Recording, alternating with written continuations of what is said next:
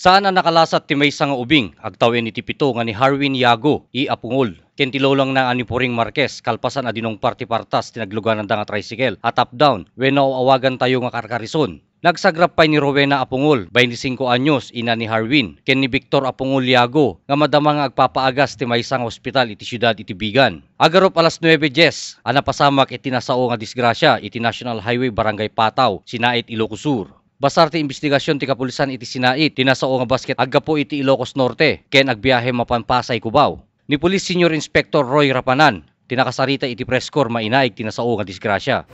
Dito naramig nga vehicular accident kat involved dito iti may isang partas ken may isang tricycle nga top down. Dito awagan iti karkariton kuna na dito hindi na tricycle. Tinasao nga basket minaneho ni Alejandro Pillen Jr. Galinato nga agnaed iti barangay Manalangan, Santa, Ilocos Sur, nga dapay lang iti kustodiya iti PNP Sinait. Dito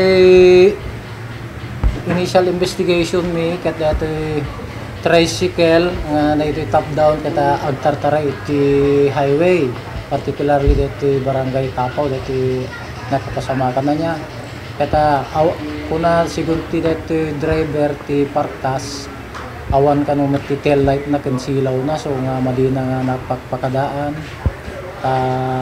siyempre kata nakabuelo de gilogan di partas nga tartaray sa mesa da kanumot nga masabot na nga mini mas ket madi kanumot nga aglo de silaw na so nga napupurar ket handamot na pampansin nga daganot jay sangwanon da di tricycle mot nga dayjay top down nga awan ti tail light na sana lang kanumot mapansin di asidagan prenan na madina nga talaga na preno ta adayo nga talaga DJ pa na naguyasan ni DJ pilid na so nga naalam na latan.